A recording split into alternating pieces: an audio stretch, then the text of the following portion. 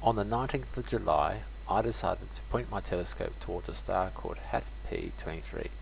This star is slightly more massive than our star and lies about 1,000 light years away, so in astronomical terms it's quite close.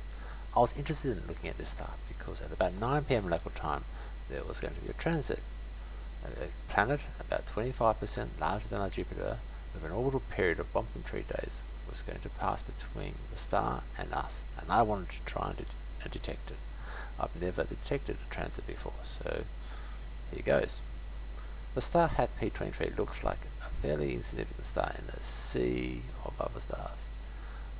It was in the northeast quadrant of the sky, and here, using Stellarium Web, we can zoom in further and further until we find it. It's very important that we can identify the star so that we can create a good analysis on the correct star, and I'll show that to you now.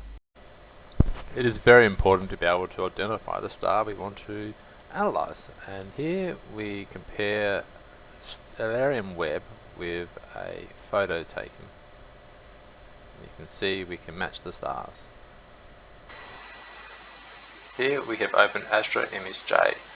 This is where we do all the processing of all the images that we've collected. Down the bottom here is HAT-P-23, the star that we are interested in, and you'll see these other fairly bright stars around here that we'll use as comparison stars. Now we have a total of 30 images. That's not many, but that's enough to do some analysis. And if we click down here, we can scroll through all the images, and you can see they're all pretty much aligned. We've had to go through many steps, one which was calibration to sort out the true brightness, the flux of the stars, and another was to do some alignments. And here is a graph of the flux intensities for those 30 data points. The top blue line is the flux intensity for the HAT-P-23, and the others are two comparison stars. Clearly there is a trend down if you work back from the egress.